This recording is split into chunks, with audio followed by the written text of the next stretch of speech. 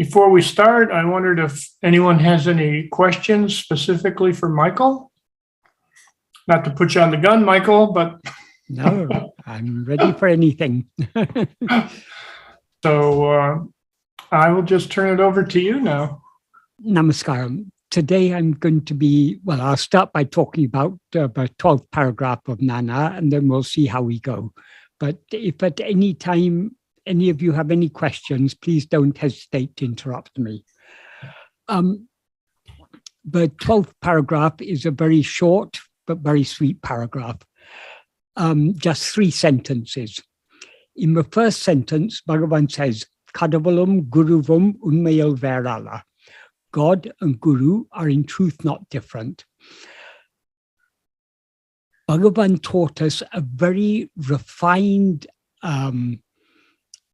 understanding of what is meant by Guru. People generally take Guru to be a person. Bhagavan said, Guru is not a person. Guru is not the body. Guru is that which is always shining in our heart as I. Because our attention is directed outwards, it's necessary for Guru to appear outwardly. Well, for most of us, it's necessary for Guru to appear outwardly in human form. In the case of Bhagavan, the outward manifestation of his Guru was Arunachala. But Guru is nothing but our own self. So Guru is eternally shining in our heart as I, as our fundamental awareness of our own existence. I am. That is Guru and that is God.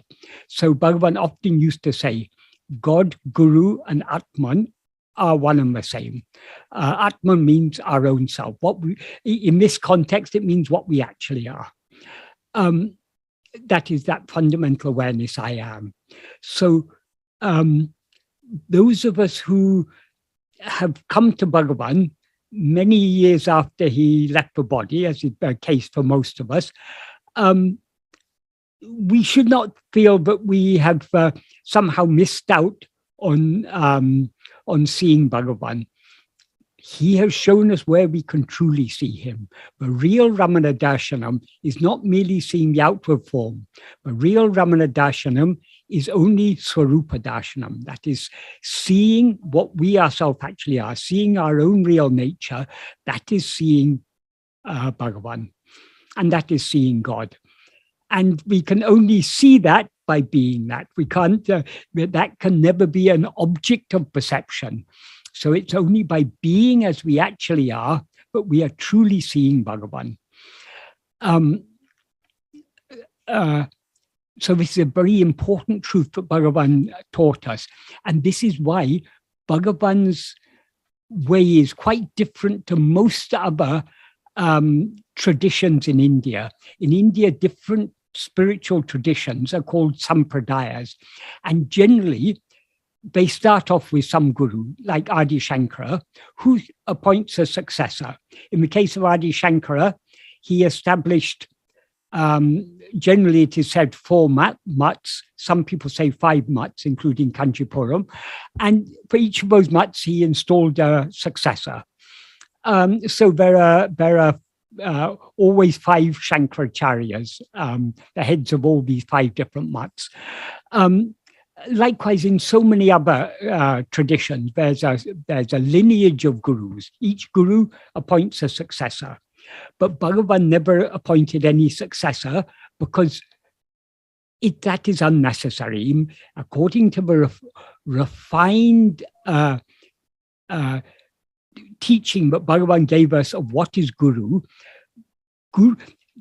that is, people think guru, because people think guru to be a person. So long as that person is living, the guru is living. Then the guru dies, some successor is necessary. But Bhagavan has taught us that guru is the ever-living reality, the reality that is ever living in our heart as I. So but it was never necessary for Bhagavan to appoint a successor. Moreover, if we want an outward form of guru, firstly, we've got Bhagavan and pictures of Bhagavan and his shrine in Tiruvannamalai. Also, we have Arunachala, Because Bhagavan pointed out, Arunachala is the form of Guru. As he sang in one verse in Aksharamlai, Kutramutraritani Gunamai Panital Guru Vuru Vayali Arunachala. Arunachala, who shine as the form of Guru, completely eradicating all my defects. Completely eradicating my defects means along with their root ego, and making me gunam, that which is good quality, that's our own real nature. Gunamai Panital, take possession of me, take charge of me, take me wholly to yourself. So for Bhagavan, if we want a form of Guru is always shining there in the form of Arunachala. And of course, Arunachala and Bhagavan are one and the same. So we have pictures of Bhagavan and everything. But what is most important, we have Bhagavan's teachings. And in his teachings, he has taught us all that we need to know to follow this spiritual path, because he's taught us the basic principles that are necessary. If we understand these principles, what is the way will be very, very clear to us. So as I say, this is a very refined understanding of Guru that Bhagavan has taught us. And this has bearing on understanding the next sentence. What he says in the next sentence, just as what has been caught in the jaws of a tiger will not return. Will not return means it will not escape. If a prey has been caught in the jaws of the tiger, there's no way out. It can never escape. Avares, likewise, those who have been caught in the look or glance of Guru's grace will never be forsaken, but will surely be saved by him. Here we could interpret the look of Guru's grace, Guruvin Arolpave. We could take that to mean the physical look of Bhagavan's eyes. So those who were with him during his bodily lifetime, they were caught in the look of his physical eyes. But actually, this has a much deeper meaning. He says in the look of Guru's grace. Guru's grace is the infinite love that Bhagavan has for each one of us as himself, because he doesn't see us as anything other than himself. He loves us all as himself. He loves all equally, the good and the bad, the learned and the unlearned, the intelligent and the ignorant, those of high social status, those of low social status, the rich, the poor, the young, the old, not only human beings, all living creatures. He has equal love for the monkeys and the dogs and the cows and all creatures. He had equal love. Even when the hornet stung his thigh, he was so compassionate, and he felt, this thigh has disturbed their nest, so let them take their rage out on this thigh. So he just stood there and let them sting his thigh. Because he stood there, they stung only his thigh and no other part of his body. But because they were big hornets, the leg, and he had hundreds of stings, the leg became very swollen. And so he had to very slowly and painfully hobble back to Virupaksha cave. And some days later, when the swelling was beginning to subside, the devotees used pliers to remove the stings of the hornets, which were like small metal spikes in his flesh. That they were such strong that they inject the sting along with a small needle-like thing. So he had so much compassion for them that he allowed them to sting his. So Bhagavan has equal love for all living creatures because he is that which is shining in the heart of all of us. So when he talks here about the glance of Guru's grace, he's not just talking about the physical look. Truly speaking, we have all been caught in the glance of Guru's grace.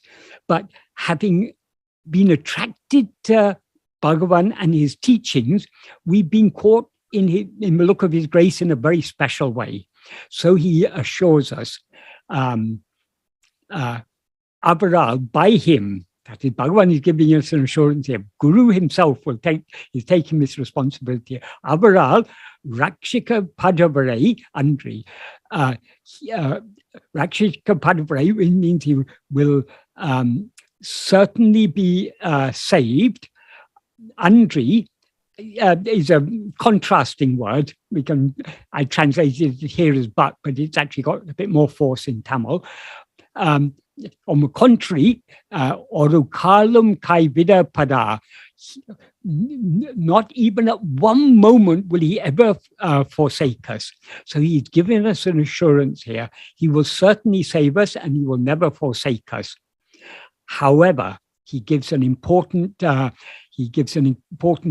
caveat in the next sentence. Though we will certainly be saved by him, we have to do our little part. That is, so in the next sentence, he says, Eninum, nevertheless, or however, Guru Kartiya Baripadi Tabaradu Nadaka Vendam. It is necessary to walk unfailingly in accordance with the path that Guru has shown. So Bhagavan's grace is always available to us. But in order to avail ourselves of his grace, we need to yield ourselves to his grace. And how do we yield ourselves to his grace? Only by turning within and holding on to that fundamental awareness I am. To the extent to which we attend to ourselves, to that fundamental awareness I am, to that extent does ego subside and clear the way for grace to do its work unobstructed. So long as we rise as ego, grace is always doing its work, but we are obstructing it. So we need to subside completely. And the way to subside, as shown by Bhagavan, is to cling more and more to that fundamental awareness I am. Clinging to that fundamental awareness I am, that itself is surrender. That is giving ourselves wholly to him, as he says in the first sentence of the next paragraph. So this is a very important paragraph, very simple paragraph, but Bhagavan gives us a very great assurance. But in spite of giving this assurance, he also emphasizes we need to do our part. That is, so long as we rise as ego, we are obstructing the work of his grace. If we want to be truly benefited by his grace, we need to subside more and more and more. So, would any of you like to ask any questions about this, or shall I go on to the next paragraph? Real quickly, Michael, how do we subside more and more if the mere act of breathing is an example of our ego arising? Breathing is a function of the body. The problem is not the breathing, it's not the body, it's not any of the five sheaths. The problem is the I that takes these five sheaths to be ourself. So long as we take this body to be I, so long as this body is breathing, it will seem to us that we are breathing. But are we this body? That is what we need to investigate. It's by investigating this I that we thereby detach ourselves from this body and from all the five sheaths, including the prana, the life processes that are going on in this body. So let us not worry about the body or about the breathing or about the mind or about the intellect or even about the will.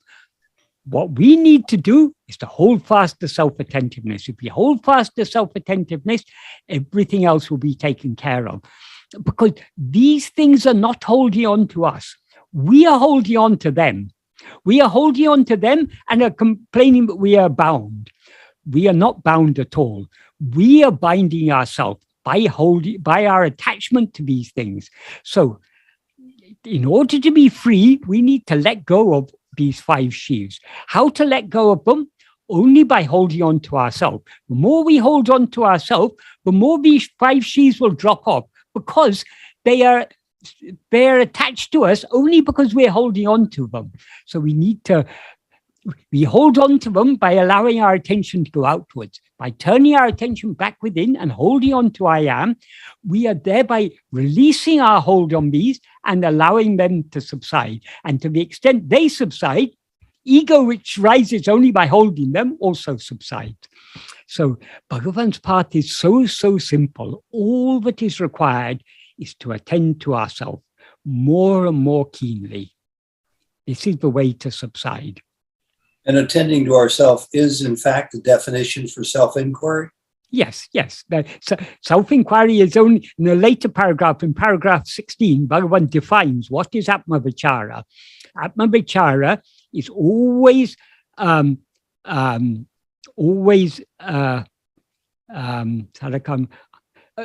keeping the mind fixed in oneself or on oneself. Keeping the mind fixed on oneself means attending to oneself. Thank you for that. So that's all that is required. All of Bhagavan's teachings are pointing at this simple practice alone. Thank you. So that is what Bhagavan means when he says, but unfailingly we should follow the path shown by Guru. This is the path shown by Guru. So we should try more and more to hold on to self-attentiveness. We may feel that we are failing, doesn't matter. We should try. So long as we're trying, that's all that is required. Bhagavan will take care of everything else. We have to do our little bit. We have to try our best to be self-attentive. And being self-attentive is not only Atma-vichara, self-investigation, it is also Atma-samarpanam, self-surrender, as he makes clear in the first sentence of the 13th paragraph. So shall I go on to that paragraph now? Yes, please. Yeah. Okay. What he says in this 13th paragraph is the paragraph about surrender. So Bhagavan begins by defining what is surrender. I'll first read the meaning of the whole sentence, and then I'll break it down into bits to make it clear what Bhagavan is saying here. He says, being Atmanishtaparam. Atmanishtaparam means one who is firmly fixed as oneself, giving not even the slightest room to the rising of any thought except Atma-chintana, alone is giving oneself to God. So as I say, being Atmanishtaparam means being one who is firmly fixed as oneself. How to be firmly fixed as oneself, he explains in the first clause, not giving even the slightest room to the rising of any thought except Atma-chintana. Atma-chintana literally means thought of oneself. It implies self-contemplation or self-attentiveness, attending only to ourselves. That is what he means by Atma-chintana. If we attend to ourselves keenly enough, we will thereby give no room for rising of any other thought, because thoughts can rise only to the extent to which we attend to them. If we don't attend to a thought, how can it rise? Thoughts rise only in our view. So if we don't attend to the thoughts, they cannot rise. So if we attend to ourselves so keenly that we thereby give no room to the rising of any other thought, that is what he means here by saying, giving not even the slightest room to the rising of any thought other than Atma-chintana. And that is the way to be firmly fixed as oneself. That is, knowing ourselves is being ourselves, and being ourselves is knowing ourselves. So to the extent to which we attend to ourselves, we are thereby, ego is thereby subsiding, and we are remaining as we actually are. That state of just being as we actually are is what Bhagavan calls Atmanishta, self-abidance, or being fixed as oneself. And that alone is giving ourselves to God. Why is it giving ourselves to God? It's very important that we understand this. That is, Bhagavan has revealed to us what is the nature of ego. The nature of ego, as he says in verse 25 of Uladunapadu, he described that in that verse, he describes ego as a formless phantom. It's formless because it's got no form of its own. And it's a phantom because it's got no substance of its own. So since it has neither form nor substance, it doesn't actually exist, but it seems to exist so long as we are looking away from ourselves, looking at other things. So what he says about it, where he says, grasping form, it comes into existence. Grasping form, it stands. Grasping and feeding on forms, it flourishes abundantly. Leaving form, it grasps form. So what he implies here is that grasping form is the very nature of ego. What does he mean by grasping form? Since ego is a formless phantom, all forms are things other than itself, other than ego. So we always grasp things other than ourselves. The first thing we grasp is the form of a body. That means not just the physical body, because we never experience a dead body as ourselves. It's always a living body, and it's always a body that seems to be awake. So, along with the body comes the prana, or life, because it's a living body, and because it seems to be awake, there's also mind, intellect, and will. These five are what are called the five sheaths. So these collectively are what Bhagavan refers to as body. So this is the first form we grasp, this bundle of five sheaths called body. So we first take a body to be ourself. And only so long as we're holding on to that body as ourself can ego stand. But ego doesn't grasp only this form. Having grasped this form, it then, through the five senses, it grasps both within the mind, it grasps mental forms. Through the five senses, it grasps physical forms, which, according to Bhagavan, actually all only mental forms, because even the whole world, according to Bhagavan, is nothing but thoughts. Just like in dream, we experience what seems to be an external physical world, and also an internal mental world, our own thoughts and feelings and so on. In exactly the same way in waking state, we experience what seems to be an external world and what seems to be an internal world, these two separate worlds, physical and mental. But when we wake up from a dream, we recognize that what seemed to be a physical world was actually only mental. It was all only in our own mind. Likewise, according to Bhagavan, this physical world, this seemingly physical world, is actually just mental. It's all just a mental fabrication. So everything is only in our own mind.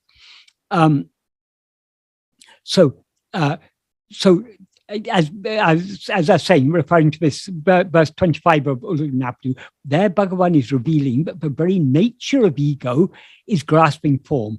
Without grasping form, ego cannot come into existence, stand, or flourish. So ego is always grasping one type of form or another. But ego itself is formless. So if instead of trying to grasp any form, if it tries to grasp itself, what happens? That he says in the next sentence, Teidinal otum pidicum. That is the next sentence of that verse 25 of Ulunaptu. Teidinal otum pidicum literally means if sought, it takes flight. Or even more literally, if it seeks, it takes flight.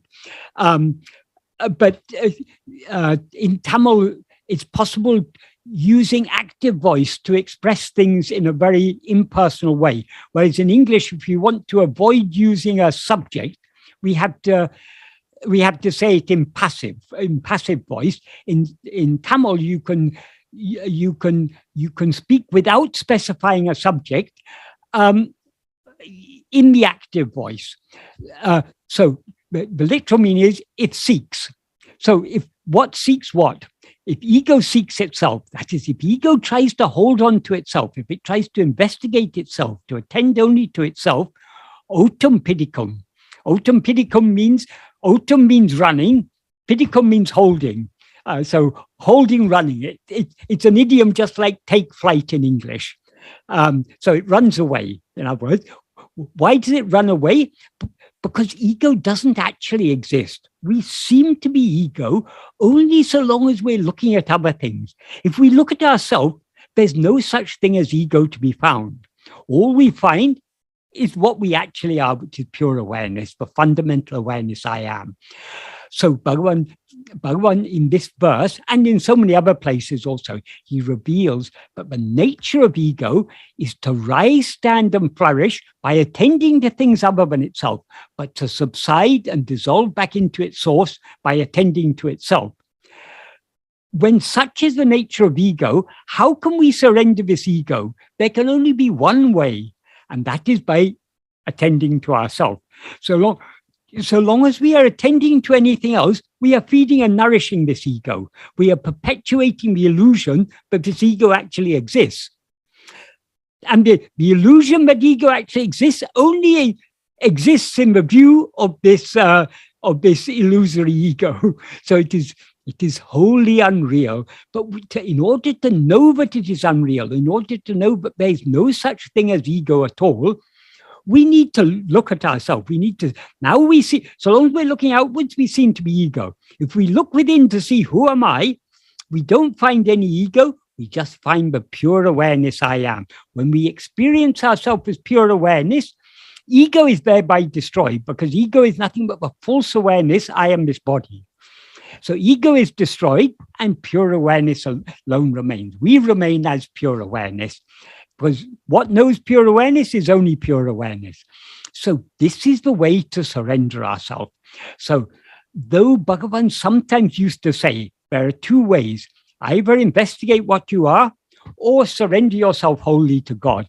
Though he used to say it as if they were two different ways, as he makes clear in this sentence, it's actually one and the same path. Because how can we surrender ourselves to God except by attending to ourselves? And attending to ourselves is the correct way of meditating on God also. Because what is God? God is that which is shining in our heart as I. So ego without the adjuncts is God. That is, ego is nothing but that pure awareness I am, mixed and conflated with adjuncts. So as Bhagavan says in verse 25 of Upadesh Undiyar, seeing oneself without adjuncts is itself seeing God. Because, excuse me, Michael. Yes. Could you talk about pure awareness? Like, does it have qualities? It has no qualities. That is why it is pure. Pure means it is bereft of all qualities, all limitations. It is also, because it is pure, it is bereft of content. So pure awareness means awareness that is just aware, not aware of anything, just aware. So that which is that fundamental awareness of our own existence, that is pure awareness. Now we don't experience it as pure awareness because we have mixed and conflated it with these adjuncts. So now instead of being aware of ourselves as just I am, we're aware of ourselves as I am Ronald, I am Michael, or I am whoever. So the I am is pure awareness. I am bereft of all adjuncts is pure awareness. And pure awareness is awareness that knows nothing other than itself. It's not aware of anything, it is just aware. That is what is meant by pure awareness. And that is what we actually are. So we are pure being, pure awareness. Pure being means not, we don't exist as this or as that. We just are. We are what is. Ulladu, as Bhagavan said, that which is the pure being, which we actually are. So we are not this or that. We are just pure being. Thank you, Mike. Pure being is itself pure awareness, which is itself pure happiness, which is otherwise called Satchidananda. So I'm trying to understand this. It seems pure awareness, you just kind of put a label on it as happiness. So is that a quality of pure awareness? Does it have any qualities? No. Happiness, pure awareness is itself happiness. Happiness doesn't mean a quality of being happy. It is just pure happiness. you say you cannot understand it. I cannot understand it. So long as we are trying to understand it with our mind, so long as we're trying to understand it conceptually, we cannot understand it. The only way to understand it is just to be as we actually are, because that is what we actually are. So all these words like pure awareness, pure being, pure happiness, Satchidananda, all these are mere pointers. These words cannot adequately capture what we actually are, because what we actually are is beyond mind, beyond conception. We have a ground from which this ego or mind appear. So we cannot grasp ourselves conceptually. In order to grasp ourselves, we need to turn our attention within and hold fast, to attend only to I am. That is the only way. The more we turn within, the more we practice this simple path of self-investigation Bhagavan taught us, the clearer all these things will become. Because what is the light that illumines the mind? It is only that fundamental awareness I am. But that fundamental awareness I am is the light that illumines the mind. So the mind borrows its light from that fundamental awareness, and in turn, the mind illumines the whole world. By looking outwards, the mind illumines the world. Illumines the world means it makes the world known. So all lights appear only in the view of the mind light, which is just a semblance, a mere likeness of the pure light that we actually are. So all these are just words. These words can only point us in the right direction. But to understand what these words mean, we need to turn within. We need to attend to ourselves more and more keenly. Because as I say, the more we attend to ourselves, because we're attending to the source of all light, we are clarifying and purifying the mind. So Bhagavan's teachings become more and more clear to us. The more we put them into practice, the more we attend to that fundamental light, I am. That's why Bhagavan described this practice in verse 16 of Upadesha, Veli Vidyangale Vittu, leaving external phenomena. That means leaving all phenomena, because all phenomena are external in the sense that they're outside ourselves.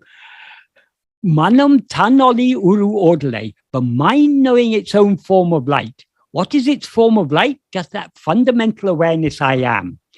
That alone is true awareness, Bhagavan says. But what would motivate somebody to do this if it didn't bring happiness? Like, what's the motivation? Right. Okay. What motivates us to do anything? We are all seeking happiness. Both the worst sinner and the greatest saint, all are seeking happiness, but they're seeking happiness in different places. That's all. Real happiness is our own real nature. Whatever happiness we seem to derive from other things, because we have a desire for something, a liking for something, when we get that thing, we experience a satisfaction. That is the agitation of our mind in the form of that desire is temporarily quelled. So we feel an iota of the infinite happiness that we actually are. So happiness is, we take happiness to be a quality.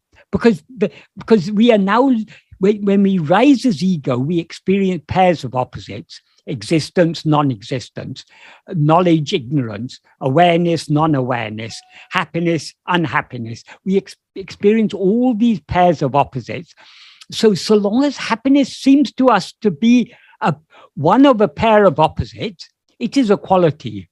But happiness in its pure form is beyond all qualities. It is the substance itself. We are that substance. We are that happiness. That happiness is not a quality of ours. It is ourself. It is what we actually are. So it's not we're individuals experiencing happiness. We are the happiness. We are the happiness. So long as we are an individual, we experience happiness seems to come and go. So happiness seems to be something other than ourselves. So for as ego, the iotas of happiness that we experience seem to be other than ourselves. But when we know ourselves as we actually are, we will know that we are pure, infinite, immutable, ever undiminished happiness. Yes. Thank you. But as I say, we can understand these pointers, but we cannot really understand what they're pointing at until we look at what they're pointing at. All these are just pointers, turning our attention back to ourselves. Because what the Upanishads constantly emphasize, tattvamasi, you are that. So when they say you are that, we need to stop looking for happiness or for God or for Brahman or for knowledge or for anything outside ourselves. We ourselves are that. So to find everything that we are seeking, we can find it only within ourselves. So, Michael, if I can add to this, yes. Turning our attention only to ourselves seems to be only half the equation. I mean, it implies that you're going to move beyond your attachments. But you have to first actively do that. You have to first actively move beyond those attachments. Yes, yes. Because we have risen as ego, and the very nature of ego is to attach itself to forms, we now seem to be bound by attachments. But actually, attachments are not binding us. It is we who are attached. So we need to let go. That is why Bhagavan's path is a path of surrender. We need to be willing to let go. We need to let go of everything. How to let go of everything? Only by holding on to the one thing that we can never let go of, which is what we actually are. So sometimes I think I'm doomed to live a life of intellectual understanding and grasping of this only. I mean, I want to back up 1 second. I think I've understood for a while, please correct me if I've got it wrong, that the definition of who I am, pure awareness, is Satchidananda, is being awareness and bliss. Yes. And as I've always said, bliss seems to be late for the game. It never seems to show up on time when I want it. But I do think of that bliss, happiness, as the floorboard, as the signature. It's not a quality, as you say, as the signature of our existence, of our identity. However, when you say I am is bereft of all adjuncts and is only aware of itself, which I believe to be true, to me the implication is because of those adjuncts, because of those attachments we still cling to, we can never really expect to feel fully what happiness is in this body. What is it that motivates us to cling to these adjuncts?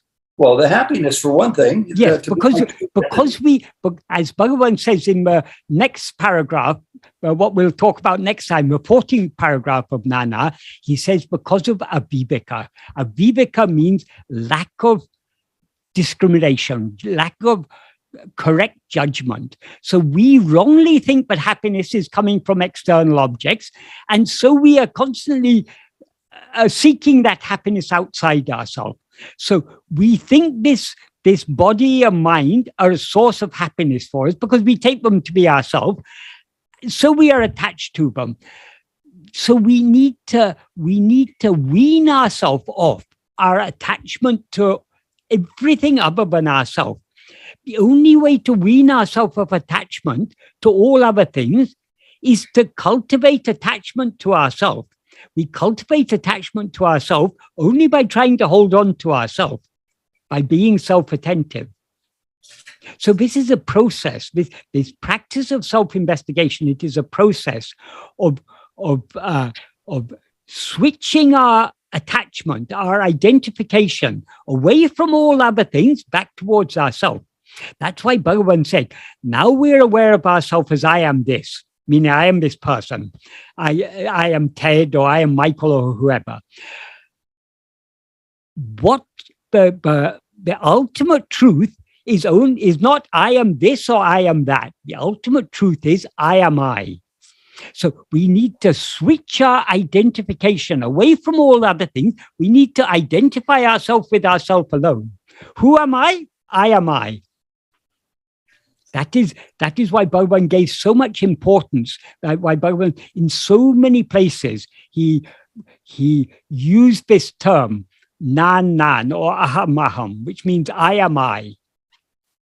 Incidentally, if anyone is interested, just recently I posted an article on my blog on this very subject about what an important teaching of Bhagavan this is, and how unfortunately it's because of mistranslation and because of people not understanding its significance, it's been sadly overlooked and misunderstood. But this is such an important teaching of Bhagavan. I know you don't really mean this, but maybe you do. The adjuncts, the attachments that I have number not in the dozens, but maybe in the hundreds of hundreds. I mean, Baskin Robbins sells 27 flavors of ice cream, one of which I'm attached to. You know, one of which is my favorite. Yeah, but I have grandchildren who are my favorites. Yes, that I'm attached to. But the basic adjunct is this bundle of 5 sheaves that you take to be yourself. Who is it who is attached to it? It is Ted who is attached to it. Ted is a name given to a person who consists of 5 sheaves. Now, because you take yourself to be Ted, you're attached to your family, to your grandchildren, to different types of ice cream. All these attachments, but the root of all attachments is that fundamental attachment, I am Ted. That fundamental attachment, I am Ted, is what is called Abhimana. The word Abhimana in Sanskrit is a very nice word, but very difficult to translate in English because it conveys both the sense of attachment and identification. That is, when we identify ourselves with something, we are thereby attached to it. So you say, I am attached to ice cream, to a certain brand of ice cream. You are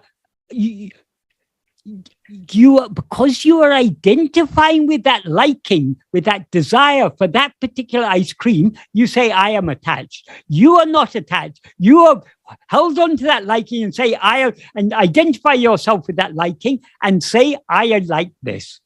So based on this fundamental attachment to this body consisting of 5 sheaths, yes, there are so many other attachments also.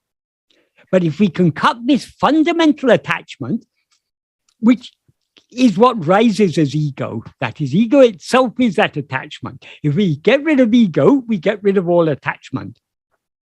And we can get rid of ego only by attaching ourselves to that which is free of all attachments, namely our own real nature.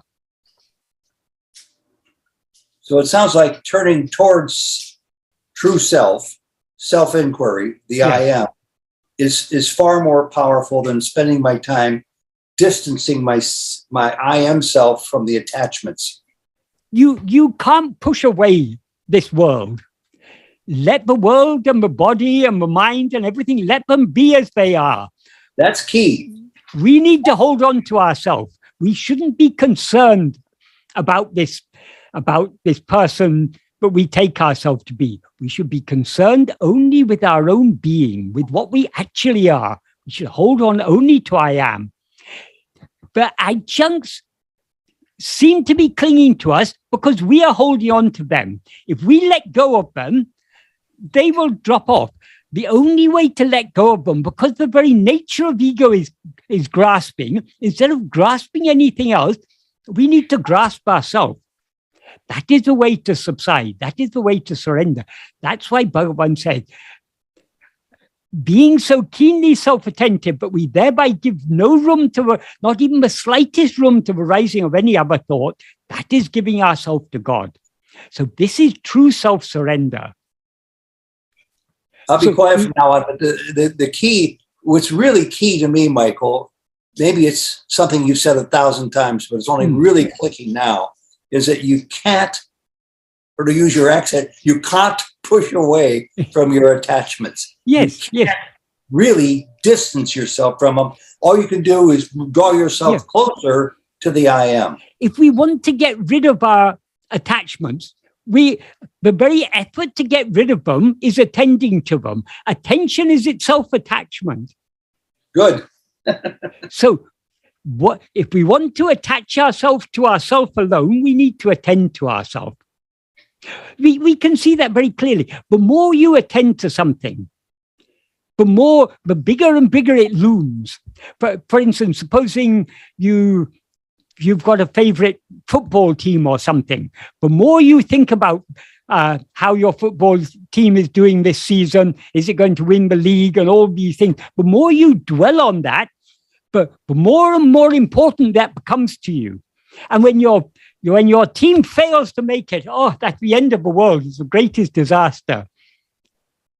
So, I mean, that's just one example, but there's so many ways. Whatever we attend to, whatever we attach importance to, that looms very large in our life. Some people attach a lot of importance to money. They want to get more and more money. Their whole life is obsessed with money, with getting more and more money. So because their constant attention on money, that is the be-all and end-all of life. They forget one day they're going to have to die and leave it all. So like things appear large in our life to the extent to which we attend to them. If we want ourselves to, what we actually are, to appear large in our life, we need to attend only to ourselves, not to anything else.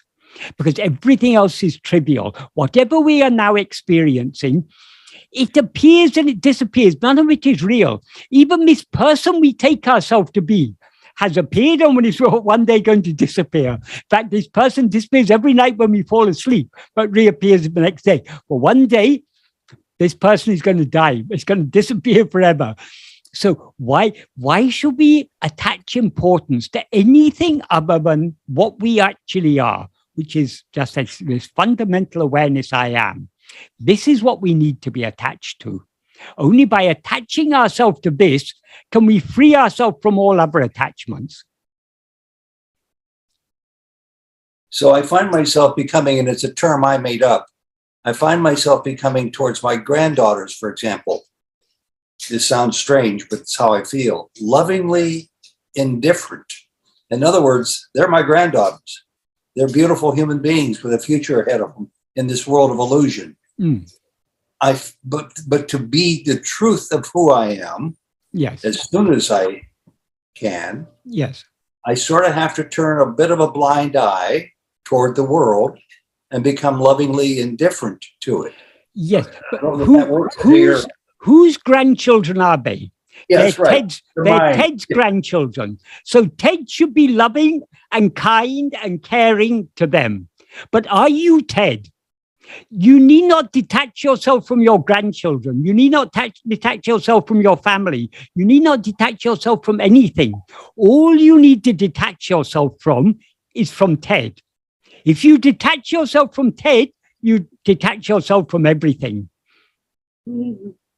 That's great.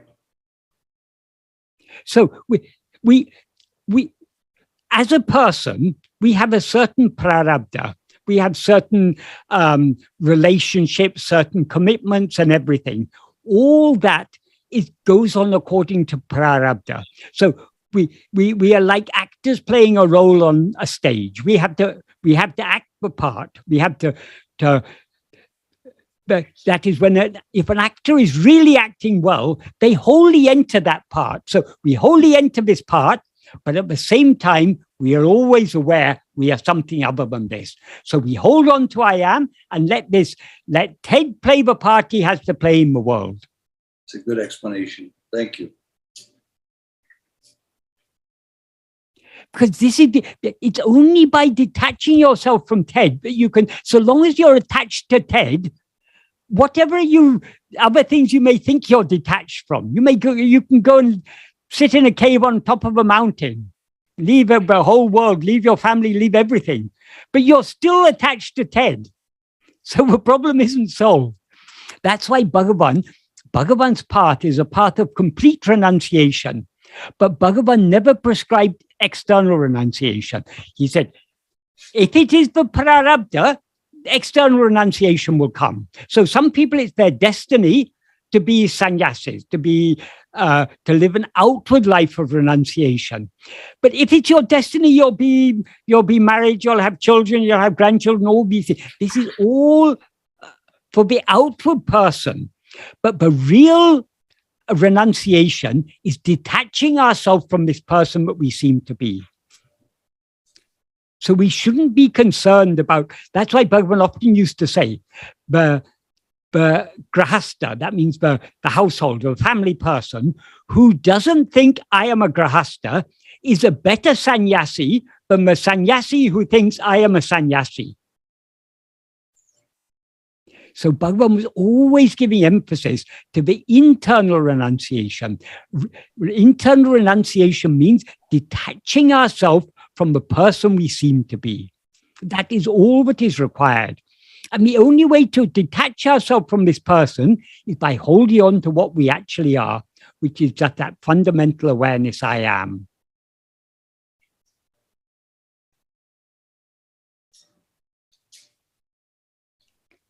So shall I continue with this paragraph? So as I say, in this first sentence, Bhagavan is emphasizing that true surrender, that we cannot achieve complete surrender without surrendering ego, because ego is what needs to be surrendered. That is, surrender begins on even before we come to self-investigation. That is on the path of bhakti, so long as we take God to be something other than ourselves, we can begin to surrender ourselves to God by trying to surrender our will to the will of God. That is very necessary. But we can only surrender our will to a certain extent. We cannot surrender our will completely without surrendering the root of our will. What is the root of our will? It is only ego. Whose will is it? Who is it who has likes, dislikes, desires, attachments, and so on? It is only this ego. So to be completely free of all desires, all likes, dislikes, desires, attachments, fears, and so on, in other words, in order to surrender our will wholly to the will of God, we need to surrender ourselves, this ego. And the only way to surrender ego is by holding on to self-attentiveness so firmly that we do not give even the slightest room to the rising of any other thought. So what Bhagavan is describing here is the very pinnacle of the path of bhakti. What is the greatest bhakti is to give oneself wholly to God. How to give oneself wholly to God?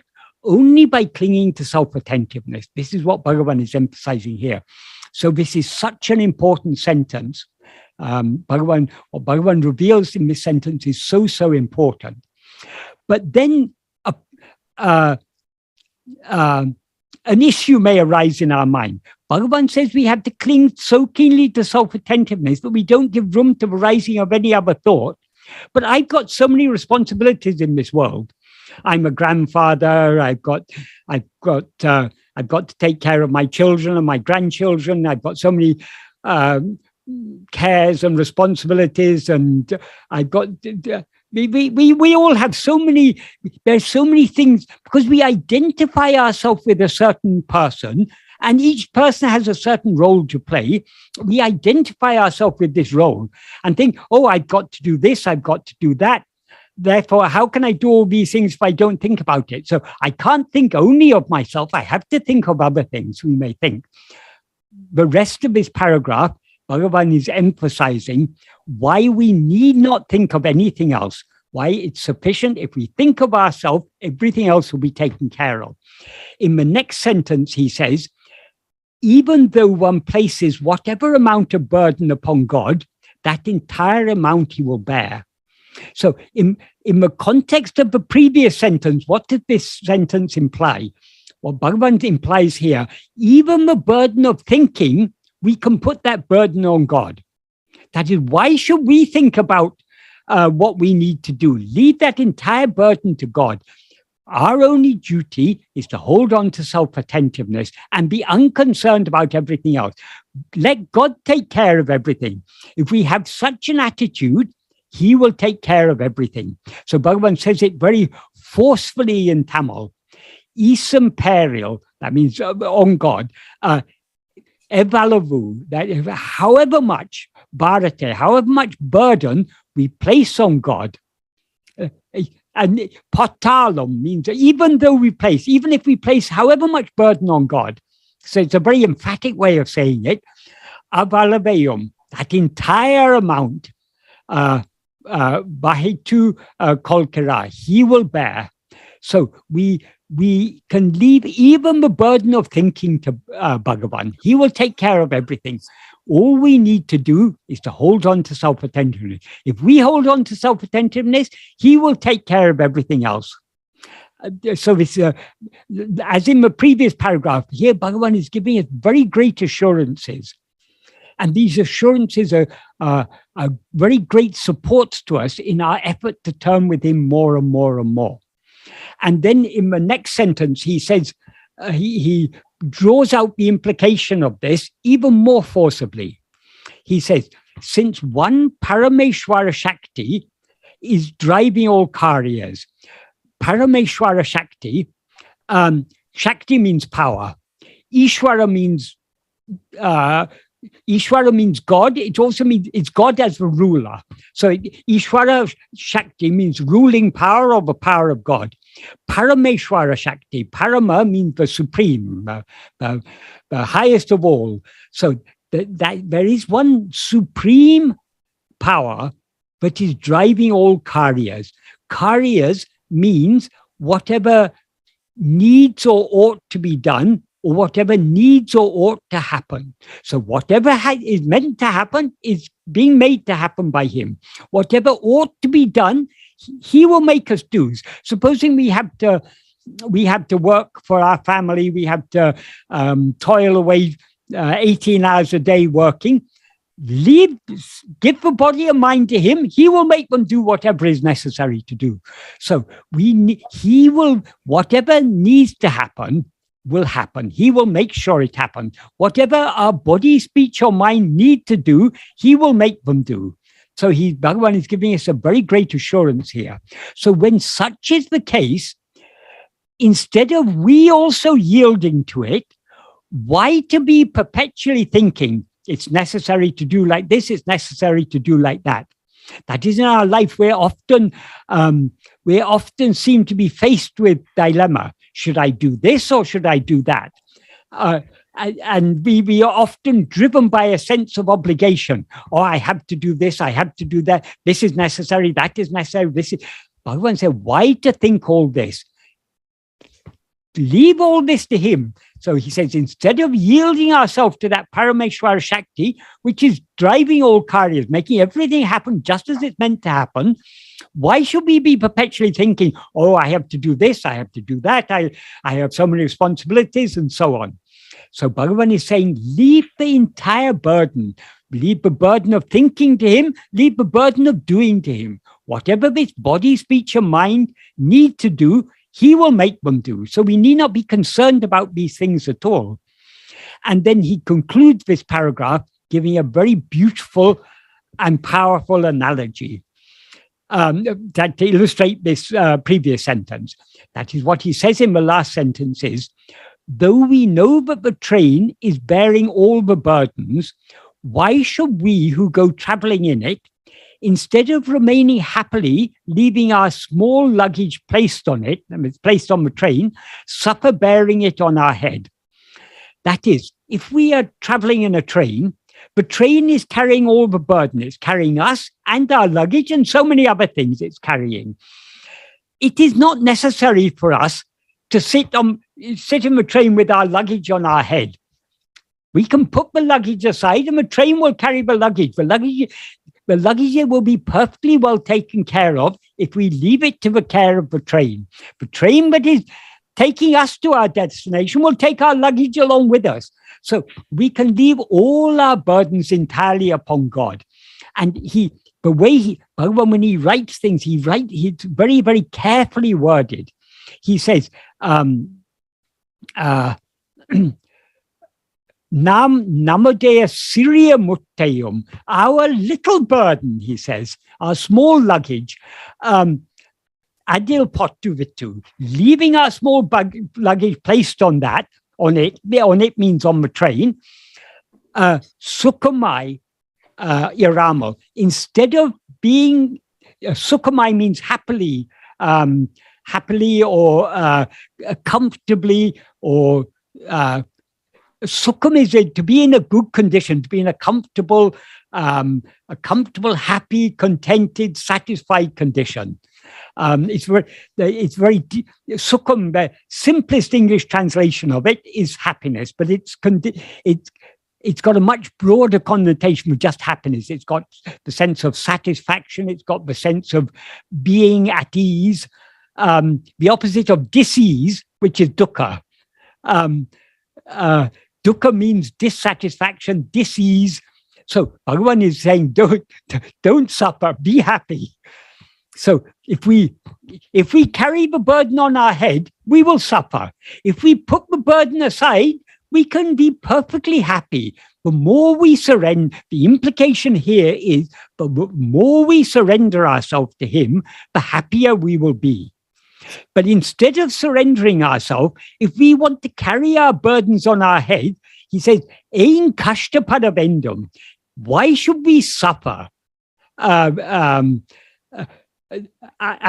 means that burden, namadaya talayal, on our head, tangi kondu, bearing this burden on our head, why should we suffer? So Bhagavan gives us a choice here. Either we surrender and we're happy, or we don't surrender and we suffer. Which should we choose?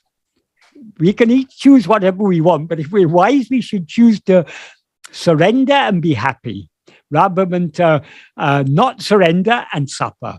The more we surrender ourselves, the more we let go of our attachments and leave our entire burden to him, the happier we will be, because he is taking care of everything.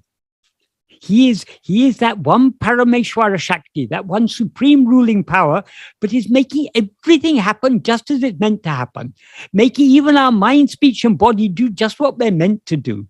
So let us leave the entire burden to him. So how do we leave the entire burden to him? Only by clinging to self-attentiveness so firmly that we give no room to the rising of any other thought whatsoever. So this paragraph is the very heart of Bhagavan's teachings. He explains here, all we need to do is to attend to ourselves. And why do we not need to attend to anything else? He makes it very clear why we do not, because God is taking care of everything. We need not be concerned about anything. The train is carrying all the burdens. Why should we, when we're traveling on the train, suffer by carrying our luggage on our head? So what Bhagavan says in this paragraph is so forceful.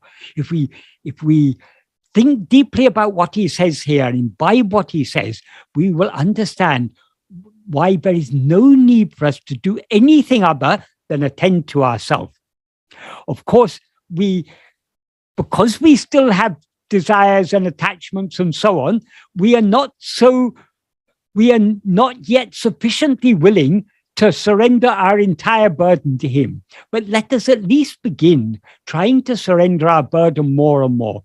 And the most effective way to surrender our burden is by holding on more and more firmly to self-attentiveness. Whenever our attention goes outwards to think about anything else, let us bring it back to whom are all these cares and concerns?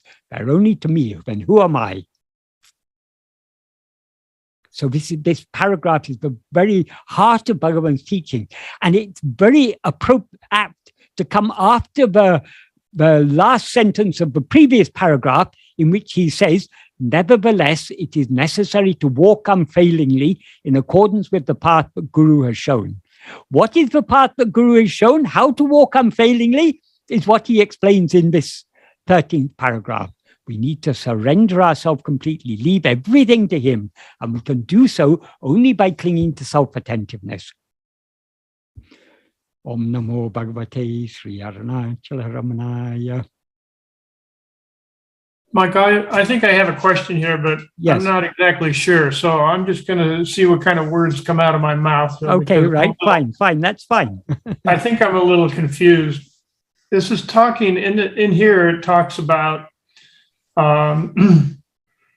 basically God orchestrating all the events in our life. Yes. And yet my understanding of God is, I like the analogy where the sun comes up and gives life to the earth, but the sun is immune to the effects of the earth on the sun. Yes. And so with the idea of orchestrating all these events, it sounds like, or seems in some way, that there's a personal God involved in each and every one of our lives. And yet I don't think that's what Ramana is teaching. So no. where am I? That is- what am I missing? You bring up a very important point. Though he says here that one Parameshwara Shakti is driving all karyas, not in the next paragraph is paragraph 14, where he talks about happiness. Then in paragraph 15, he explains how God does all these things. God doesn't actually do anything. It's by the mere presence of God, by the mere special nature of the presence of God, that all these things happen. So in that paragraph, he gives the analogy of the sun rising. The sun rises without icha, liking, icha, sangalpa, desire, yatna, effort. So without any liking or desire or effort, the sun rises. And in the mere presence of the sun, so many things happen on earth. Without the sun, there would be no life on this earth. So all the life processes that are happening in this world, they're all happening only because of the mere presence of the sun. But the sun isn't doing anything. It is just as it is. Likewise, another analogy he gives there is a magnet. The magnet is just as it is. But the mere presence of the magnet makes the iron filings move. Likewise, it's by the mere special nature of the presence of God. God is omnipresent, obviously. His presence means his being. By his mere being, everything is being done. God himself doesn't do anything. He says in that paragraph, not even a single action attaches itself to him. That means God is a total non-doer. But by his mere being, everything happens as it's meant to happen. Why does everything happen as it's meant to happen? Because his being is also, he is infinite being, and he is also infinite love. His being is itself love. So because he has infinite love for us, he makes everything happen as it's meant to happen without himself doing anything. So this is what Bhagavan has revealed is very, very deep and subtle. God is doing everything without doing anything. That is the implication. Okay. I'll buy that. I guess my question was a little premature. I should have No, waited it's a very for the good. next That's few a very paragraphs. good question. That's bringing out a very deep and very subtle point of Bhagavan's teachings. Though Bhagavan says God does everything, he also says God never does anything. Because we are trying to understand by our mind, it seems to be a contradiction. That's why he gave these analogies of the sun and of the magnet. The sun and the magnet are not doing anything, but by their mere presence, so many things happen. Likewise, God never does anything, but by his mere presence, everything happens as it's meant to happen. So because God's real nature is just being, we can surrender ourselves by just being as we actually are, just being. That is why the essence of Bhagavan's teachings is just be. And how can we just thought be? about that. Only by I thought attending. Sorry? I thought instead of asking the question, I should ask myself, who's asking this question? No. Well, it's good to. ask yourself who's asking the question, but sometimes asking the question is useful, because the more we understand Bhagavan's teachings, the greater that is. This is the path we are on is the path of investigation, the path of knowledge. So we need to clearly understand what we are doing when we are investigating ourselves. So whatever Bhagavan has taught us is directly or indirectly, it's throwing light on this simple practice of self-investigation. What is, just like God does everything without ever doing anything. What is self-investigation? It is not a doing, it's just a being. But in order to just be, we need to keenly attend to ourselves. Attending to anything other than ourselves is a doing, because it's a movement of our attention away from ourselves towards something else. Attending to ourselves is not a doing, but a cessation of all doing. It is a subsidence. That's why attending to ourselves, we can bring about our subsidence, our dissolution, our complete surrender, only by attending to ourselves. So Bhagavan's teaching, from whatever angle we look at it, it's all so neatly tied together. His teachings are so coherent, so simple, so coherent, and so clear. But at the same time, so profound, so very deep and subtle. So it's good to ask questions like this, because this helps to throw light on what Bhagavan is actually talking about. Otherwise, if we read superficially, Bhagavan seems to be contradicting himself. One place he says God is doing everything, another place he says God doesn't do anything. What's he talking about? He's talking nonsense. If we read it superficially, so we need to read it critically. We need to think, why does he say here but God is doing everything? And why does he say there but God is doing nothing? We need to understand. He explains it very well there in the 15th paragraph. It's by his mere presence. Presence means being. So by his mere being, everything is happening just as it's meant to happen. Bhagavan has also said, God, in the first verse of Upadesha, he says, karma giving fruit is by the ordainment of God. That means when we do an action, the fruit is out of our hand. The fruit is then in the hands of God. It's God alone who decides what fruit, for each action, what is the appropriate fruit, and when, where, and how we should experience that fruit. That's all decided by God.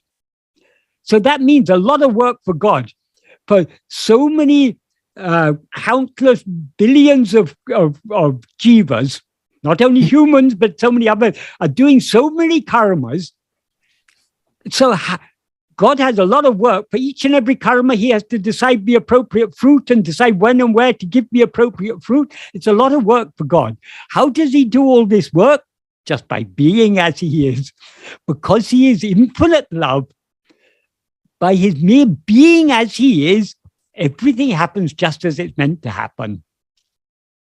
A good example of that is like at the end of many meetings, the groups generally close with a prayer of some type, and everybody's talking all at once, and there's all kinds of feedback and a million different voices, and you can't understand anything. And I just think, and here's God listening to all these prayers every day. Yes. Because we have an anthropomorphic understanding of God. We see God as we are. And you think how God manages all this. He must be superhuman. He is nothing. He is the simplest of all things. He is mere being. So he has no intention or volition when he chooses our prarabdha. He has no intention or volition. That doesn't mean he doesn't have love. He has infinite love. That is, he is love itself. So, but he has no individual likes or dislikes. He has no desires or attachments. But because his very nature is love, and because he alone actually exists, so he doesn't see us as other than himself. We see ourselves as a small person. He sees us as we actually are.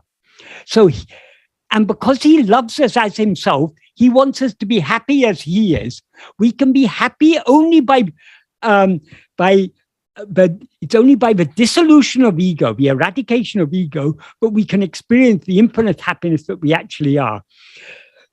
So his love is always pushing us in the direction of eventually giving up this ego. So this is what is called grace. Grace is nothing but his infinite love in action. But just like he doesn't do anything, his grace doesn't do anything. But without doing anything, it does everything. Michael, sometimes I think of this whole thing as, okay, we're all God, but we were stupid enough to go and create a virtual self, the ego. And so the God that is inherently present in us, just like if I'm doing something bad, doesn't say, hey, you shouldn't do that. Or if I'm doing something good, doesn't sit here and say, hey, you're doing something good.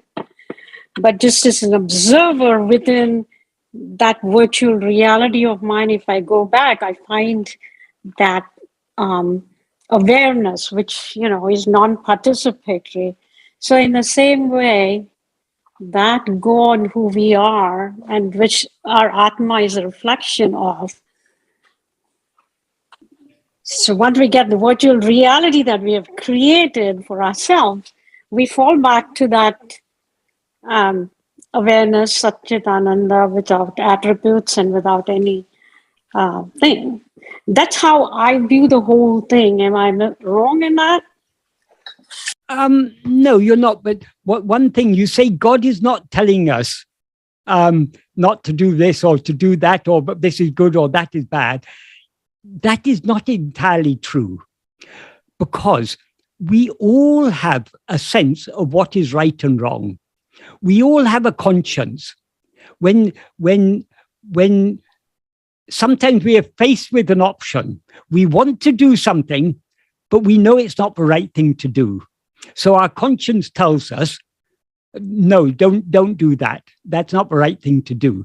We are then free either to listen to our conscience or to do as we want to do. But the conscience is always there. That conscience is nothing but God, the light of the clear light that is God shining in our heart, giving light to our mind. The purer our mind is, the more clearly the conscience will be shining. So the purer our mind becomes, the more difficult it becomes for us to oppose our conscience. And the more exacting our conscience will be. That is, the more we will things that in the past we may have thought, it's a small thing, it doesn't really matter it's not exactly right to do this, but it won't really matter if I'm a little bit dishonest in this, who's going to lose? And I get something. In the past, we may have justified to ourselves so many things. As our mind becomes purified, it becomes more and more difficult for us to justify to ourselves doing any wrong. So God is always there in our heart, telling us what is right and wrong. In a sense, that is by giving light to our mind, he gives us this sense of what is right and what is wrong. So people think the conscience is just a thing these religious people talk about. There's no such thing. There is. All of us, even if you're an atheist, everyone has a sense of right and wrong. The purer your mind is, the more acute your sense of right and wrong will be. For a person with a very impure mind, they may still have a conscience, but they're so used to ignoring their conscience. Their conscience is a very blunt and dull instrument. But as we progress in the spiritual path, our conscience shines clearer and clearer. That conscience is nothing but Bhagavan shining in our heart, that light of pure awareness shining in our heart, is what illumines in our mind that sense of what is right and wrong. So he is actually telling us, he is communicating with us, but we need to listen to him. And we will become attuned to listening to him to the extent to which we turn within. But Michael, in Advaita, there are no opposites. So the discrimination between right and wrong, how would you then justify that? But in Advaita, there are no Advaita means not two. But are we in Advaita now? Yes, we are, but we seem to be in Dvaita. So long as we rise as ego, what is the fundamental duality? Subject and object. So as soon as we rise as ego, there is subject and object. And the one subject, numerous objects. And so long as there are objects, there are pairs of opposites. There's existence, non-existence, knowledge, ignorance, awareness, non-awareness, happiness, misery, right, wrong, good, bad. All these pairs of opposites exist so long as we rise as ego. This is what Bhagavan says in verse 9 of Uladunapadu. Irrite mupadigal. Irrite means dvandvas, the pairs of opposites. And mupadi, the triads, means the three factors of any objective experience. You've got a knower, a means of knowing, and something that is known. So these pairs of opposites and these three factors of knowledge, these exist clinging only to one thing. What is that one thing? Bhagavan doesn't actually specify there, but he leaves it for us to understand. But when people asked him, what is that one? He said, it is ego only. That is, it's only in the view of ego, but there is good and bad, right and wrong, existence and non-existence, life and death. All these pairs of opposites exist only in the view of ego. And it's only when we rise as ego, but there seem to be things other than ourselves. And to know those other things, there needs to be a means to know them. So the knower, the means of knowing, and what is known, all these come into existence only because we've risen as ego. So ego is the base of all these things. So in the next sentence of verse 9, he says, if one investigates within the mind what that one thing is, they will all drop off. All these dyads and triads will drop off. Why will they drop off? Because if we investigate ego, ego will subside and dissolve back into its source. And in the absence of ego, there'll be no dyads and triads. So, but as Bhagavan said in verse 37 of Uladunapadu, even to say duality in practice, non-duality in attainment, even that is not true. Non-duality is always the truth. But now dualities, so long as we rise as ego, there seems to be duality. So there seems to be pairs of opposites. There seems to be, right? So long as you've got actions, some actions are good actions, some actions are bad actions. If you do an action that does harm to someone, that is a bad action. If you do an action but instead of doing harm does some good to someone, that's a good action. So good and bad, so long as we rise as ego, all these things, we can't deny, but they're pairs of opposites. There's life and death, there's birth and death, and there's existence and non-existence. All these things seem to be true. None of them are true, but so long as we rise as ego, they all seem to be true. So when we are talking about action, we're talking about duality. Duality is not real, but it seems to be real so long as we rise as ego.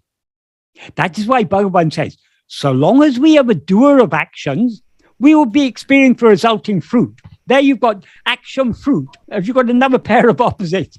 But he says, if one knows when one knows oneself by investigating who is the doer of action, the implicated ego goes, and therefore the sense of doership goes, and all the three karmas come to an end. So all this duality, all this multiplicity seems to be real so long as we rise as ego. How to experience non-duality? So long as we're attending to anything other than ourselves, you've got duality, you've got a subject attending to an object. If you want to experience non-duality, you have to attend to yourself alone. Only self-attentiveness is the only state of non-duality. So in order to experience non-duality here and now, We need to attend not to anything else, only to ourselves. So long as we attend to anything else, duality seems to be, of course, duality is never real, but it seems to be real so long as we attend to anything other than ourselves. Is that clear? Well, I'm still in a quandary about conscience telling us right and wrong, because don't you feel, but certainly. No, I mean, that's okay. Conscience telling you right and wrong, that's fine. But if I understood you right, you also said conscience is that aspect of God which is telling us what is right and wrong. And that is what I'm not right. Okay. What is the light that illumines the mind? It is only God. So that light that enables us to know other things, that is God. That light that enables us to distinguish one thing from another, nitya vastu viveka. What is the light that gives us that ability to discriminate between what is real and what is unreal, what is eternal and what is ephemeral? That is God. What is it that gives us the power to discriminate between what is good and what is bad? That is God. So any clarity to know anything, to distinguish one thing from another, to know multiplicity, it all comes from God. So that conscience is nothing but, to put it in anthropomorphic terms, it's the voice of God in our heart. Of course, it's not literally, God isn't speaking in words, but we ourselves feel where that is our conscience tells us, doesn't tell us in words, hey, this is a wrong thing to do, don't do this. But we ourselves feel it. So that conscience is nothing but God. That conscience is the consciousness, the pure consciousness that's ever shining in our heart as I.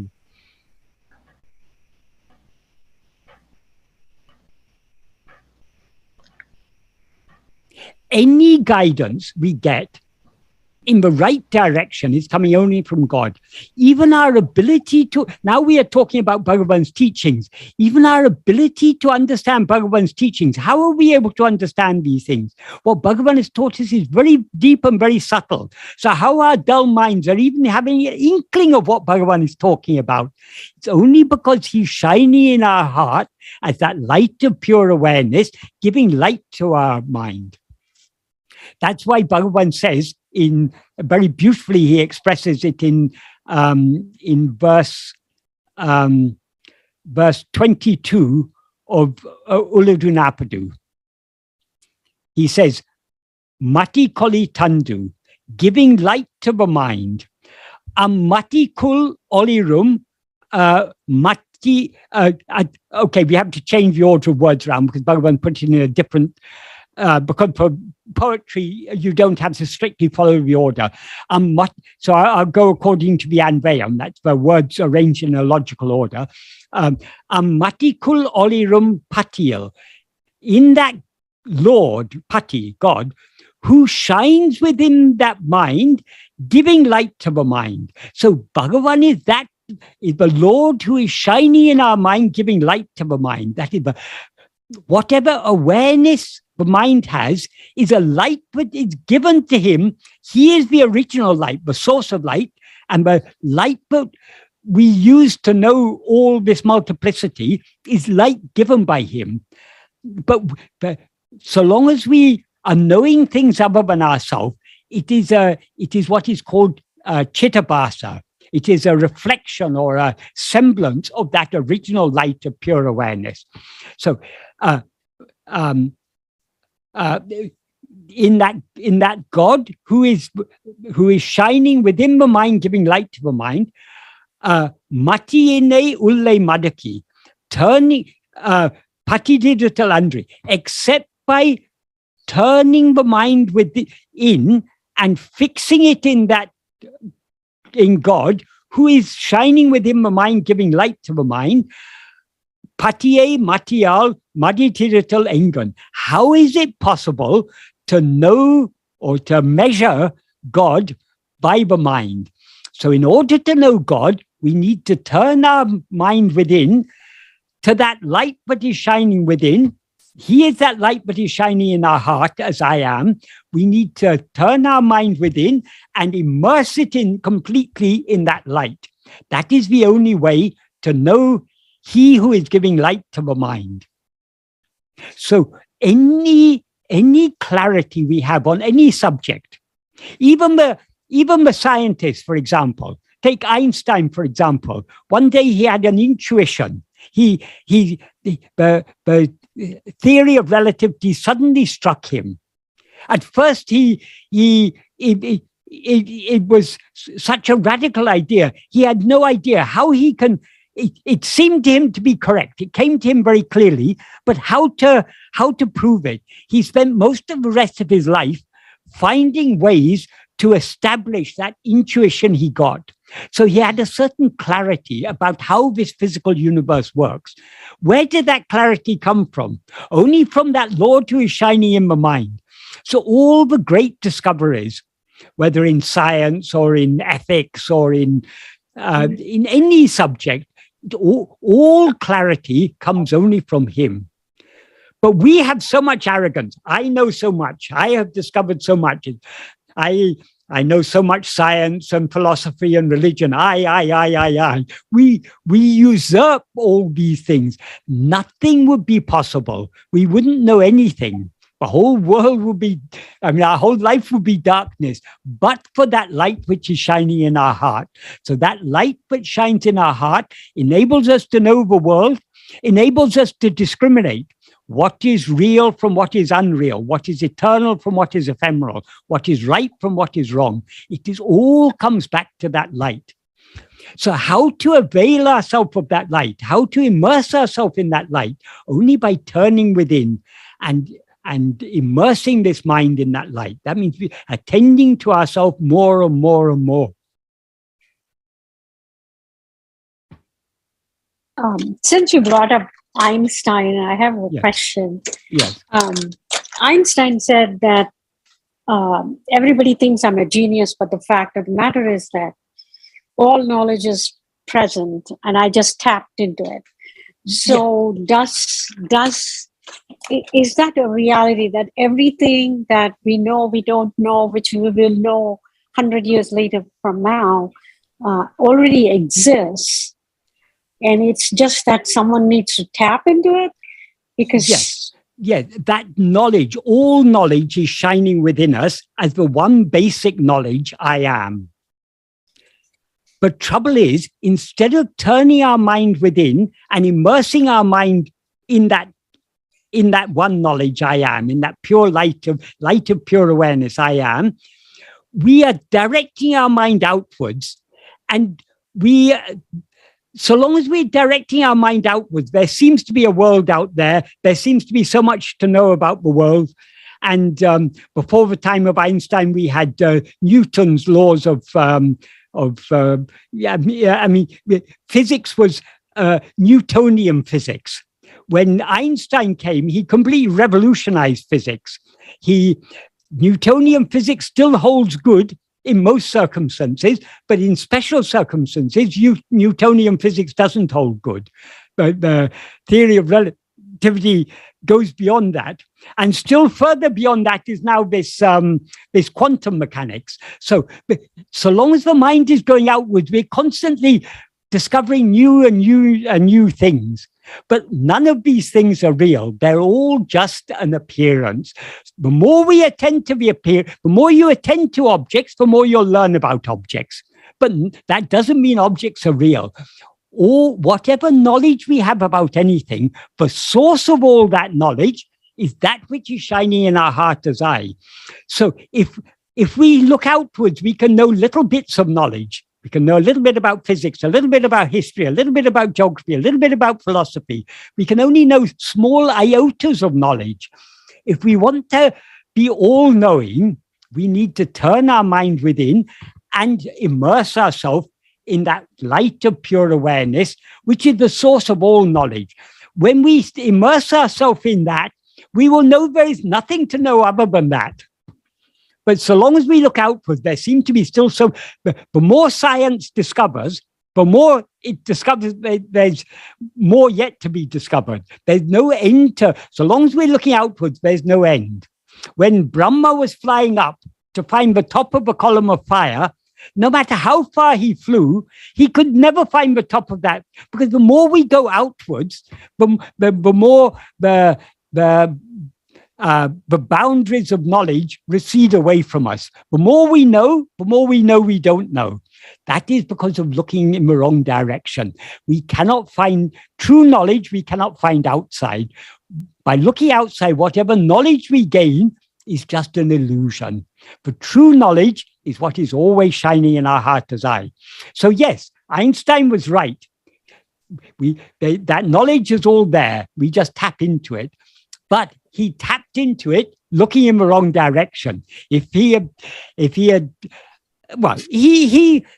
was a good soul. I mean, basically, Einstein, no doubt about it, he was a good person, a well-intentioned person, but his mind was an outward-going mind. Maybe after going further down this line in future births, sooner or later, as we will all sooner or later become tired of looking for things outside ourselves. There's no end to the search for knowledge outside ourselves. If we want to find the source of all knowledge, that is shining within us. So if Einstein had thought more deeply about that, he said the knowledge was already there, he just tapped into it.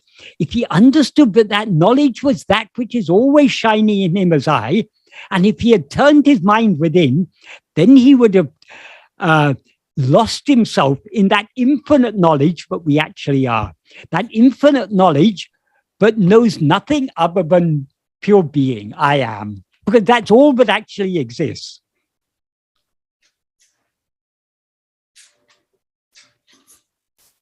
But because Einstein had a very powerful intuition, he had some inkling, but this knowledge is not coming from me, it's coming from some other source. But he didn't recognize that source is what is always shining in. It didn't come from the mind of Einstein. It came from the source from which that mind arose.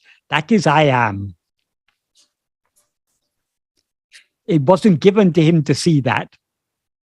But he was on the, he was getting close to it when he said that, but he was just tapping into that knowledge that was already there. Yeah, and that's what I thought, that his unification theory kind of stemmed from understanding that there is only one God and he is God too. Yes. But whatever theories we develop by looking outwards, they all have their limitations. Even if it's unification. Unification is necessary only so long as there's multiplicity.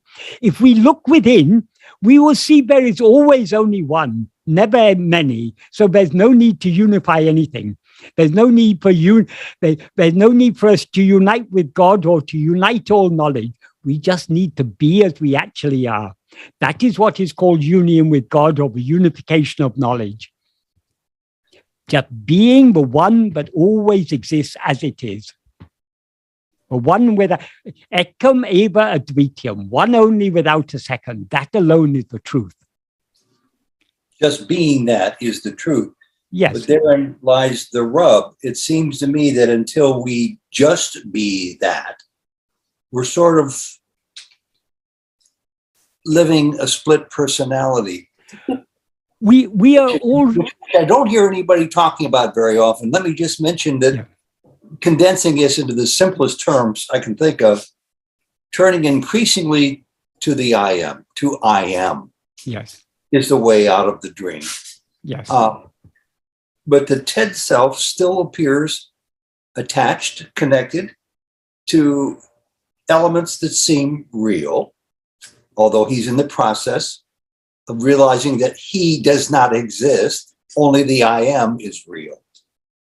The results kind of resemble a split personality from where I'm sitting right now in this moment of illusory time, almost schizophrenic-like, abiding in the I am as true self versus experiencing Maya in the dream self.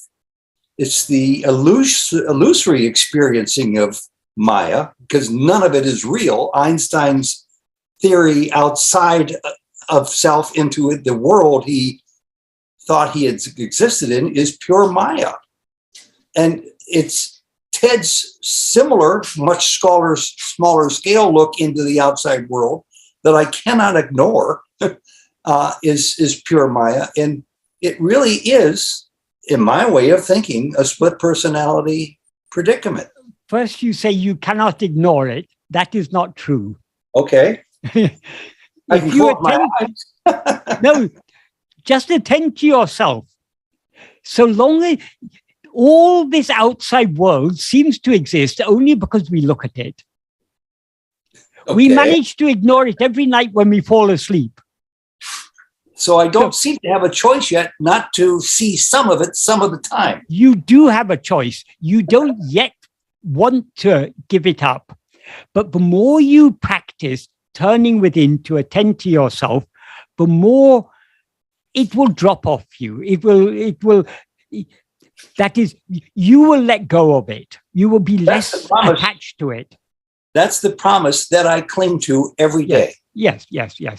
And as far as split personality is concerned, when actors act on a stage or in a film or something, do they feel they have a split personality? The actor may be a very good person, but it may be their role in a drama to act as a very evil person. Do they feel split? No, they've wholly played that role of the evil person, knowing full well but what they actually are, but they would never do those actions in real life. They would never be so evil in real life. So it's not a split personality. It's what's called acting. We have to behave in this world like that. You are not Ted. Yes. So long as you think you are Ted, all these problems arise. You need to separate yourself from Ted. It needs to start with the understanding that you're not Ted. You still experience yourself as Ted, but at least you understand this experience, I am Ted, is a false experience. It's not real. It's not, Ted is not what I actually am. You first need to understand that very carefully. Then, having understood that, what do you attend to? Don't attend to Ted, attend to what you actually are. That is just I am. That way you separate yourself from Ted.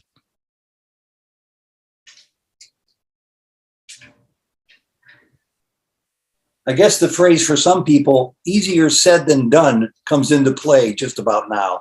It seems to us easier said than done. According to Bhagavan, it's easier done than said. But the reason it seems to us to be not as easy as it actually is that we don't yet want to let go.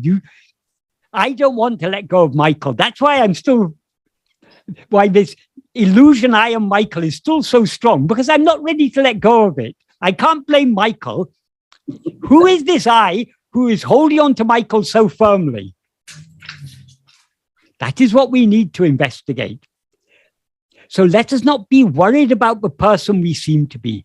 Let us try to see what we actually are. What we actually are is that which is shining in us as I. As Bhagavan said, I am I. That is the ultimate truth.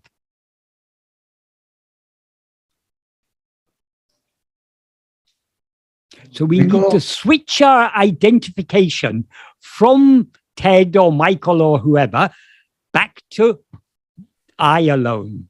I am nothing other than I. Tane tane tattvam, as Bhagavan says in verse 43. Oneself alone is oneself. That alone is the reality. Michael? Yes? Yeah. You've met a lot of people. How many people really are totally identified as pure awareness? Or it seems, well, what do you think? I mean, you've met a lot of people. People like, no person ever can be identified as pure awareness. The person we seem to be is Jada. Jada means not aware. What is aware is the I that is aware of itself as I am this person. The I that is aware of itself as I am Ronald, that is aware. Because you're aware of yourself as I am Ronald, it seems to you that Ronald is aware. And because Ronald seems to you to be aware, so does Michael, and so do so many other people. But what is actually aware is only that I. Yeah, but who gets it? That I that is now aware of itself as I am Ronald, that is ego.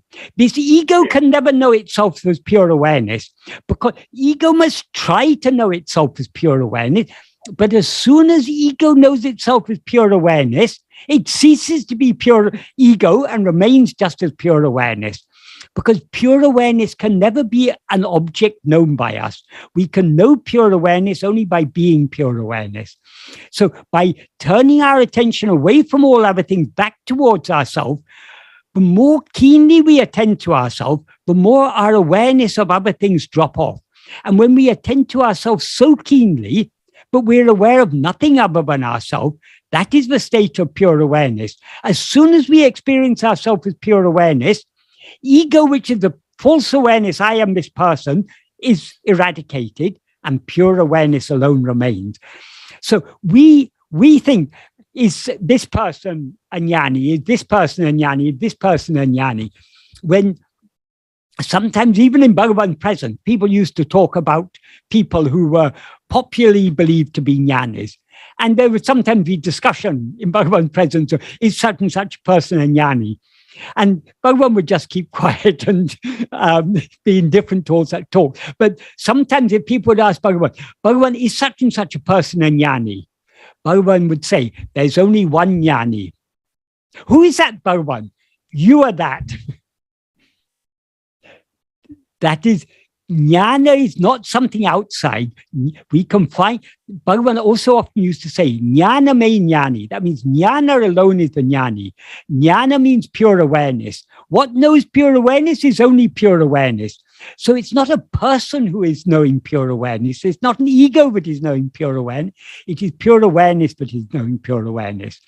So we see a person like Bhagavan and we say, oh, there's a person who knows pure awareness. Bhagavan says, I am not this person. I am just I. So Bhagavan, we take Bhagavan to be a person. He doesn't take that person to be himself. He knows himself just as I. I am I. So have you met people that know themselves as I am I? You know?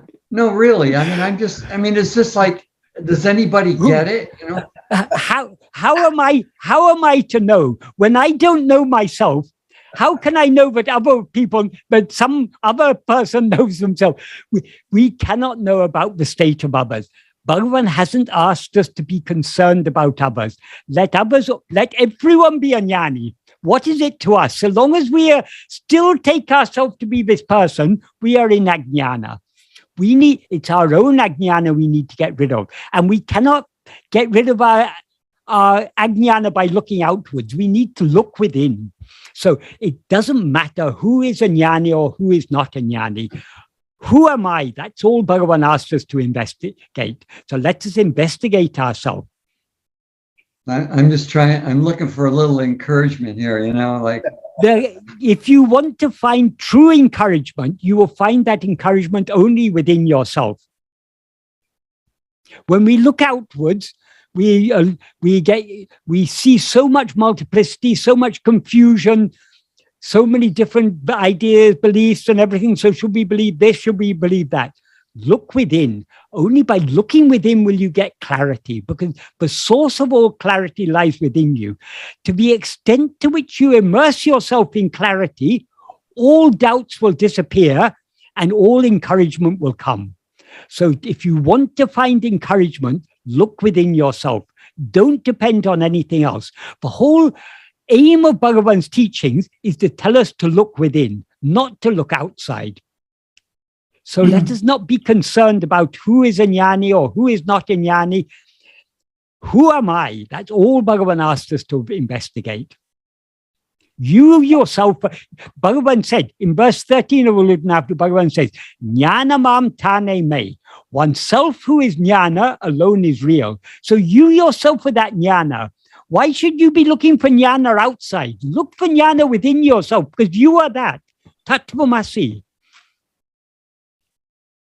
Michael, let me interrupt here. Yes. I think to be on the safe side, you could just assume everything you look at is God. So that way you wouldn't have any arguments. Yes, but yes, looking yes. within, Yes. all the questions are answered within. You don't have to look without. Namaskaram to all. We should consider ourselves as the worst of the worst, the lowest of the lowest.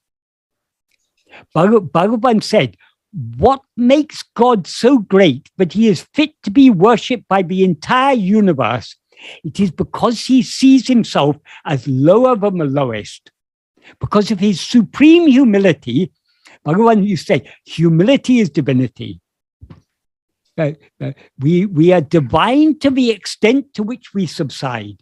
So let us be the lowest of the low. Let everyone be a jnani. Let us worship everyone.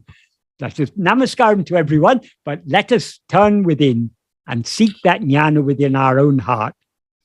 And I have, Marie has her hand up here. I don't know if that's from her last question or if you have another question. Marie, if you do, this would be the last question. Yeah. Sometimes when I try to turn within, there seems to be like a void. So what's the difference between pure awareness and emptiness, basically? Who is it who gives that label, this is a void? It is the mind that labels it as a void. In order to see a void, you must be present there. So there is no such thing as a void. You are eternally present. So what you should be looking at is, what is that is aware? To whom did this void appear? When we see ourselves, we will see ourselves as infinite fullness, not as emptiness.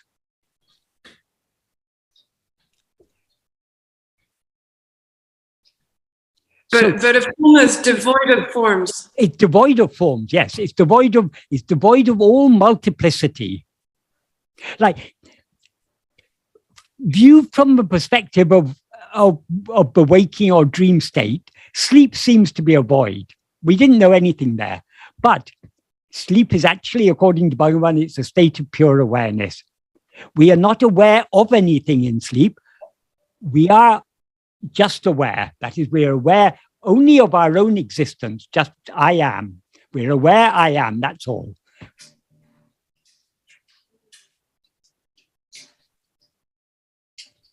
So the more we follow this path, the more we look within, the clearer it will become. The more we will recognize that what we actually are is just that infinite space of pure awareness. That is void in the sense of it's devoid of all phenomena, devoid of all qualities, devoid of all gunas, devoid of all anything visesha, anything distinguished or special. But it is fullness of pure being and pure awareness and pure happiness and pure love. And we are that. So long as it seems to be a void, your mind is still there giving labels to it because you're distinguishing it. This state is different to the state when I'm looking outwards and I see all this multiplicity. It's relative to this multiplicity that we're now seeing, but that seems to be a void. We need to go beyond the void. How do we go beyond the void? By turning our attention more and more back towards ourselves. To whom did this void appear?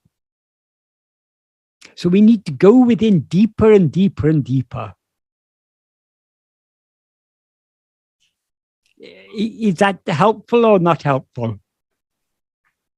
Yes, it's very helpful. It's just scary to like disappear. It is scary because we are not yet willing to let go. We still have our desires and our attachments and so on. We still have Vishaya vasanas. We still have the inclination to hold on to things other than ourselves. So it's only by patient and persistent practice that we slowly wean our mind off its Vishaya vasanas and consequent desires and attachments and fears and so on. There is actually nothing to fear.